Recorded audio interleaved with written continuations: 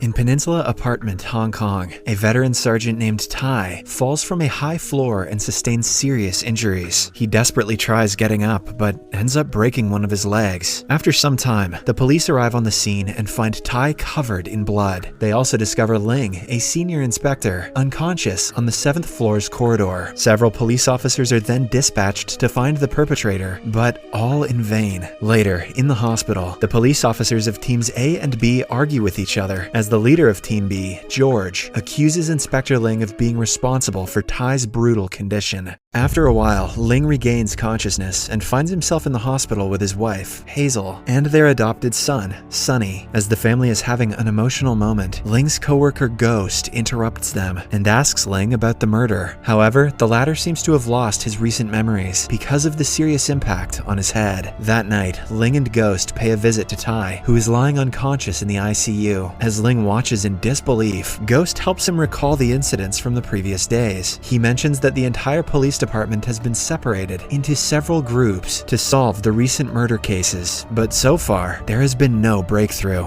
The bloodletting serial killer has already killed 2 innocent citizens in the past month, but still, his motive is unknown. His killing techniques are equally gruesome. The killer drills holes into his victims' bodies, drains their blood, and leaves them to die. Furthermore, Ghost reveals that Tai and Ling were seen entering the Peninsula Apartment at 3 p.m. the day before. According to the CCTV footage, Tai was 15 minutes earlier than Ling. However, the police are unable to determine why the two went to Peninsula Apartment without any backup. The next day, Ling heads to his workplace, the police headquarters, and informs his boss that he will continue to handle the murder case. The boss suggests that he rest and let George's team handle the case, but Ling is adamant on finding the killer. Later, Ghost approaches Ling in his cabin and starts discussing the case. He reveals that the first victim was a sports professor named Ken Cheung, who is a decent man with no criminal record. The second victim was a 40-year-old comic artist named Juno Ma, who had no wife, money, or enemies. According to Ghost, the connection between the victims is the way that they died, as both were bloodlet using an electric drill. Additionally, both murders occurred near Jagged Island, the same place where Ling lives. The next day, Ling and Ghost visit Peninsula Apartment and start looking for some clues. Suddenly, Ling starts getting fragments of his memories back and recalls that he was on the 9th floor, not the 7th, when he saw Tai lying on the ground. In the next scene, the two begin investigating the 9th floor and soon discover a suspicious room. Inside, they find a deceased monkey that was also bloodlet. They also find the drilling machine used by the murderer. Upon returning back to the police quarters, Ling overhears his boss telling Ghost to drop the case and focus solely on Ling, indicating that the department is suspicious about him. After work, Ling returns home, and while he is chilling on the porch, he notices that Sunny's toy is damaged, with several holes in it. Startled, Ling asks his son about who damaged his toy, and the little boy replies, "You did." Hearing this, he immediately heads to the storeroom and looks for his drill, but surprisingly, it is missing. Just then, he notices 2 drilled holes in the wall, and a bloody print from his own hand. The strange occurrences further confuse Ling, and though he tries his best to recall the past days, he fails. For the time being, he just hides the marks with paint. However, the very next morning, he notices another bloody handprint next to the previous one, leaving him terrified. He then confronts his family and warns them not to leave the house. Hazel asks for the reason, but Ling gives her none. Later, he goes to a doctor to find out when he will regain his memory, as he is in great stress. He mentions that he is an honest person, but no one believes him anymore. When the doctor asks what worries him, Ling replies his family. He reveals that 2 years ago, his son drowned in a pond because of his negligence, and since then, he hasn't been able to shake off that guilt. Now, all he cares about is the safety of his family, but with a murderer on the loose, it's hard not to worry. Hearing this, the doctor suggests that he undergo another blood test, as well as a brain scan. In the evening, Ling visits the morgue, where Ghost informs him that the drilled holes on the victims' backs are not random. They appear to have some pattern and are identical on both the bodies. Elsewhere, we see a female victim who has been kept inside a filthy-looking room. Just like the other victims, she has been drilled on her back, and both of her eyes are nailed. Somehow, she manages to crawl out of the abandoned room, but as soon as she reaches the road, she is crushed by an oncoming truck. A few moments later, Ling, along with the police force, arrives at the scene and seals off the entire area. Surprisingly, even this time, the murder has taken place near Jagged Island. Following this, Ling returns home to find his sister, Minnie, who has just returned from the United States. He is happy to see his sister, but forbids her too from going out of the house. The same night, Ling is thinking about the murder case when he notices his biological son's drawing of a rabbit with several dots on it. He quickly compares it with that of the victim's hole pattern,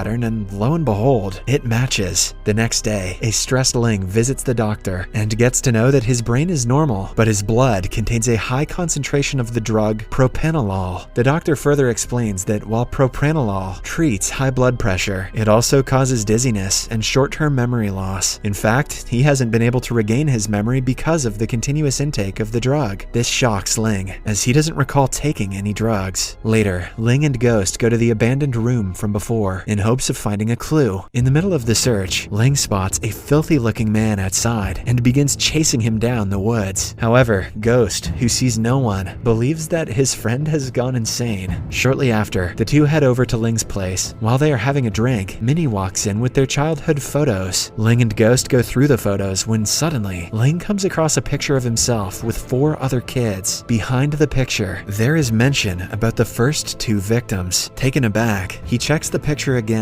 and realizes that 2 of the kids are the victims. After a while, Ghost has a private conversation with Hazel and expresses his concerns about Ling. Just then, Sunny walks in with several drawings, one of which contains the same rabbit drawing from before. As soon as Ghost sees it, he puts it in his pocket. Later, while dining, he shows the drawing to Ling and inquires about it, but the latter is just as speechless. As a result, a disappointed Ghost storms out of the place. The following day, at police headquarters, one of the officers approaches Ghost and shows him some photos recovered from the female victim's place. Upon looking at them, he notices the same picture he saw in Ling's house. Just then, he receives urgent news and heads to the morgue. It turns out that Tai passed away last night, and with this, their best chance of finding the murderer is also gone. Following this, Ghost drives Ling to Jagged Island and demands to learn the truth. Ling believes that someone is framing him and that he is innocent, but Ghost doesn't buy it. Instead, he reminds Ling of the rabbit drawing and also shows him the same photo, revealing that the victims were actually Ling's childhood neighbors. Because of the damning evidence, Ghost mentions that he can't trust his friend anymore. He then starts arguing with Ling and accidentally gets knocked over the ledge, resulting in a deadly fall. Realizing what he has done, Ling rushes to help his friend, but even now, Ghost tries calling the authorities. This leaves Ling with no choice, so he reluctantly kills his friend. Later, at home, he receives a phone call from the police, who inquire about his whereabouts at the time of Ghost's death. Ling pretends to be unaware of the incident and lies that he was at home. However, the police department believes he is unfit for duty and makes him take a long leave. Despite this, he remains committed to his mission and decides to apprehend the murderer one way or another. One day, as Ling is spending some alone time near a pond, he notices the same man spying on him. Realizing that he is the murderer, Ling immediately goes after him and an intense chase ensues. After a while, the murderer enters Sunny's school and apprehends him,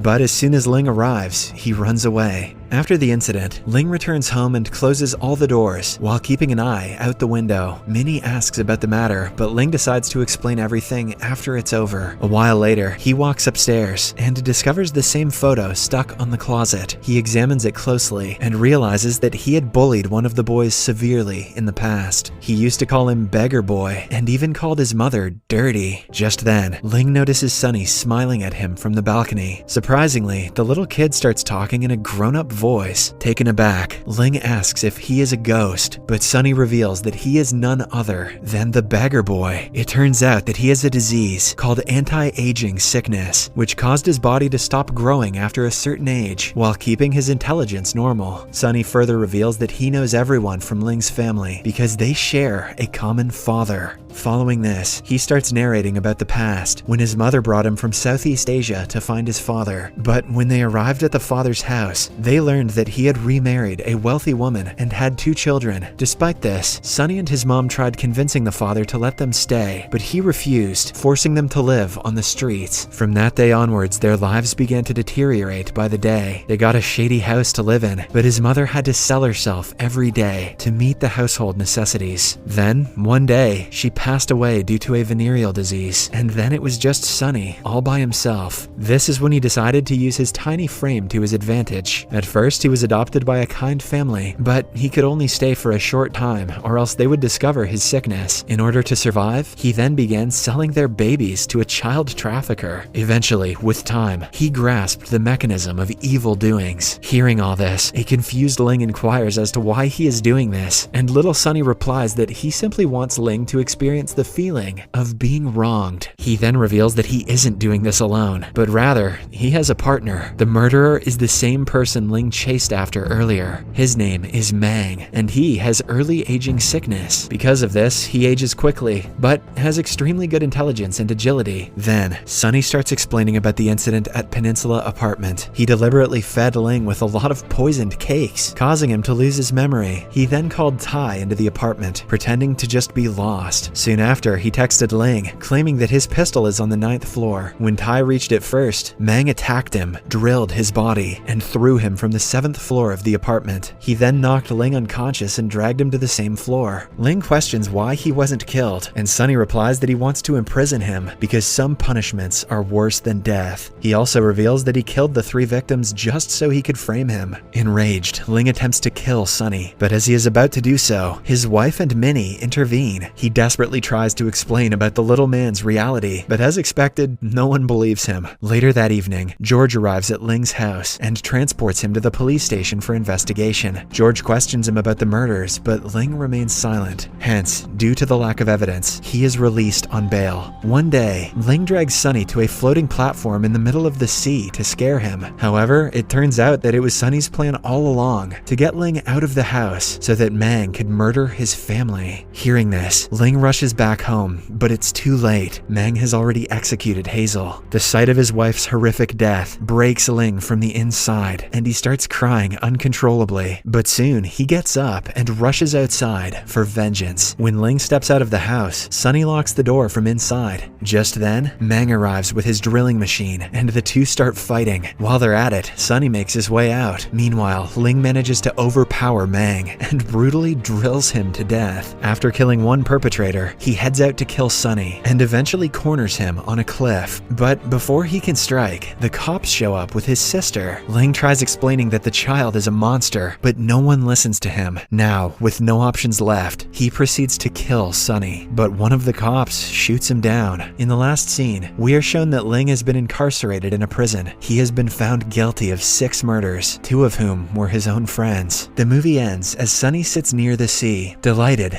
that he successfully completed his mission. Subscribe for more videos like this, turn on notifications, and leave a like to help the channel out. Thank you for watching.